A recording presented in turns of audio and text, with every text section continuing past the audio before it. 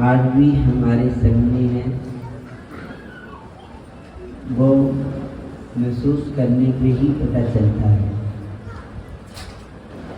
कभी भी कोई परेशानी होती है, हम आंख बंद करके उनको कुछ कहते हैं तो काम हो जाता है। ये तो साफ दिखाई देता है कि कुछ भी मन में कुछ दिक्कत लग रही होती है तो थोड़ा सा कहते हैं ना कि सब ठीक नहीं होगा, तो उसी समय सब व्यवस्था अपने आप करने लगती है। कैसे कहें वो हमारे समझ में गुरु जी जिनका जितना ध्यान उनकी तरफ रहता है उन्हें अनुभव होता है कि गुरु जी है। क्योंकि जितना आप ध्यान रखोगे किसी का भी तो आपको समझ में आएगा कि वो हमारे साथ में है। तो गुरु जी का जीवन वैराग्य से भरा हुआ है। शुरू से ही गुरु गद्दी पर थे, तब से ही उनका वैराग्य से भरा हुआ जीवन था। मैं उनके साथ एक बार होशियारपुर गया, तो ज्योतिषी थे, भृगु ज्योतिष वाले, बड़े बड़े ग्रंथ उनके। गुरु जी की उनको हमने डेट ऑफ बर्थ किया, जन्मदिन। उन्होंने ग्रंथ खोला तो गुरु जी की हूबहू कुंडली बनी हुई उस भृगु ज्योतिष के अंदर, उस ग्रंथ की। आज भी जाएं तो देखें मिलेगी। मैं साथ में गया था, कुंडली बनी हुई उनकी, और कुंडली की उन पर बकायदा नीचे सारी चीज़ लिखी हुई कि आपका जन्म यमुना के क्षेत्र में, यमुना का क्षेत्र ही है पानी का, आप इस दिन आओगे और आपके साथ में एक महेंद्र नाम का लड़का भी आएगा। मेरा नाम लिखा है। फिर उन्होंने लिखा कि आप पिछले जन्म में, कई जन्मों से आप साधु रहे और पिछले जन्म में आप अयोध्या में थे। गुरु जी के लिए जो बड़ी लिखी हुई है, आज भी आप बाहर जाके पूछोगे ना, भृगु ज्योतिष में गुरु जी की डेट ऑफ बर्थ हैं। तो उन्होंने सारी बातें बिल्कुल नीचे स्पष्ट लिखी हुई थी कि आप कई जन्मों से साधना में हैं। तो गुरु जी का जीवन में जब से देखा है वैराग्य से भरा हुआ। गुरु जी अभी उनका जन्म हुआ ना, बहुत बीमार हो गए। तो पिताजी मन ठाकुर दास महाराज जी के चरणों में ले आए और रख दिया। बोले जैसा भी है तुम्हारा।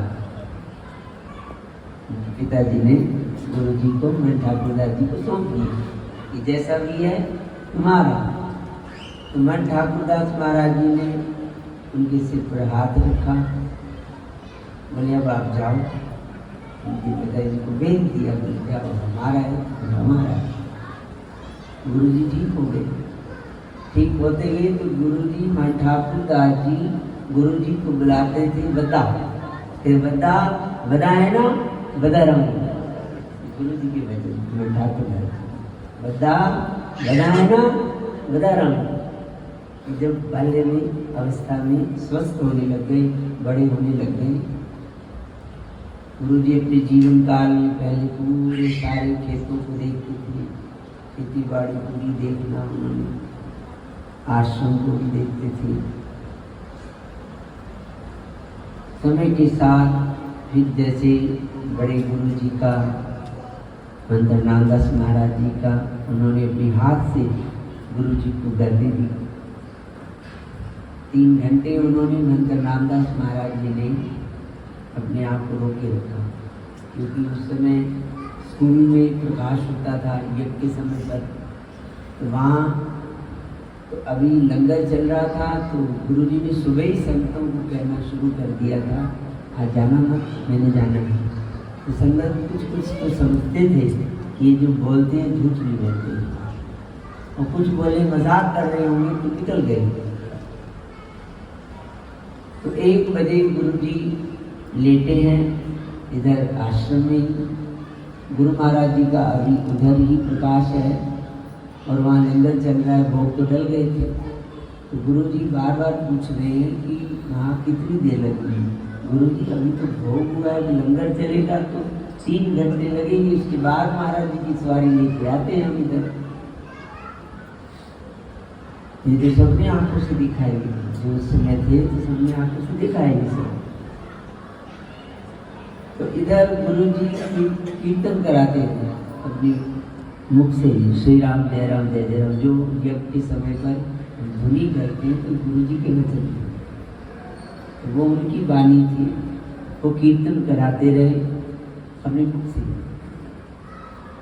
उन्होंने कहा कि जब तक महाराज जी की सवारी नहीं आएगी हम नहीं जाएंगे। 3 घंटे रुके रहे। जब सवारी आई तो संतों ने कहा गुरु जी सवारी आ गई। तो गुरु जी ने महंत नामदास महाराज जी ने कहा वहाँ एक नारियल पड़ा है, वहाँ पे 5 तांबे के पैसे पड़े, उठाओ। तो वो ले आए और गुरु जी को बुलाया हंसदीदास जी महाराज जी को, तो उनके हाथ में दिए। गुरु जी ने बड़े प्यार से महंत नामदास महाराज जी कि ये मेरी भेंट है, आज से तुम गुरु मैं शिष्य। और फिर महंत नामदास जी की आंख में आंसू आए। पूछा आप रो के रहे हो? उन्होंने कहा कि मैं परिक्रमा नहीं कर पा रहा क्योंकि थोड़ी शरीर में हरकत थी पैरों में। तो उन्होंने कहा कि मैं आपकी परिक्रमा नहीं कर रहा, मुझे माफ कर दो। फिर संतों से कहा कि अब सब रास्ता खाली कर दो, मुझे जाना है, और चली गई। उसके बाद गुरु जी ने गद्दी को बहुत अच्छे से संभाला। शुरू से ही तपोमय जीवन, शुरू से ही चलिए करना, शुरू से ही गद्दी पर बैठते 40-40 दिन खेत को भी देखना और दोपहर तक सारा पाठ पूजा करना, ध्यान करना, नियम पूरा करना, जप करना, फिर दोपहर को बाहर आना, एक समय भोजन लेके 2 घंटे खेत भी लगाना, फिर शाम को जप करना। फिर समय आता गया, जैसे सब संभलता गया तो वो अंदर ही रहने लगे। 6-6 महीने फिर इधर जगह ले ली गुरु जी ने, इधर जो आश्रम है तो बाहर खुले में जगह ली, तो उन्होंने घोड़ा बनाया।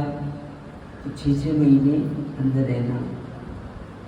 उन्होंने एक सब्जी रखना कि आज पालक में शुरू हुई है तो 6 महीने उतनी क्वांटिटी की सब्जी जानी है समय पर, उन्होंने उतनी खानी, रोज एक ही सब्जी 6 महीने तक। आलू शुरू किए तो आलू ही खाते रहना, आलू पालक शुरू हुई तो आलू पालक ही खाते रहना, एक प्लेट पूरा एक टाइम। शाम को दूध लेना, सवेरे लस्सी पी लेना, बाकी बदल। रात्रि को ही जग जाना, साधना करते थे 12 बजे उठ के जप करना, फिर सवेरे हवन करना। तो गुरु जी इतना लंबा लंबा समय वहाँ रहते थे कि गद्दी पे रहते रहते हरिद्वार रहने लगे। स्वामी जी का उन्होंने समय दिया, साधना करते रहे, योग क्रियाएं सीखी। तो गुरु जी का पिछले जन्म का था ना, तो उनको अच्छा लगता था तो इसमें चलते गए, क्योंकि पिछले जन्म का गुरु जी की साधना थी। पिछले जन्म तो साधना होती है तो रुचि बनती है। तो महापुरुषों की जो जीवनी हमको संदेश देती है कि जैसे उनके इतने वर्ष लग गए, इतने जन्म लग गए ईश्वर तक पहुंचने में, इतने जन्म लग गए। देखो सब छोड़ के कहते थे उत्तरकाशी के, तो बोले अब मेरे को कोई अपेक्षा नहीं, मेरी कोई इच्छा नहीं रह गई है, ये मुक्त पुरुष की निशानी है, मेरी कोई तमन्ना नहीं है।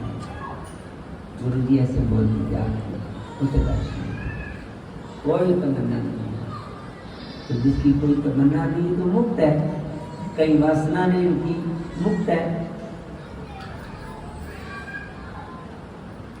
उनकी ऐसी साधना को देखकर कि हम आज शुरू करेंगे ना, शुरू करेंगे तो अपने पूर्व जन्म के संस्कारों के साथ चल कर के जो मेरी प्रारब्ध है, क्योंकि मन वहीं सेट होता है।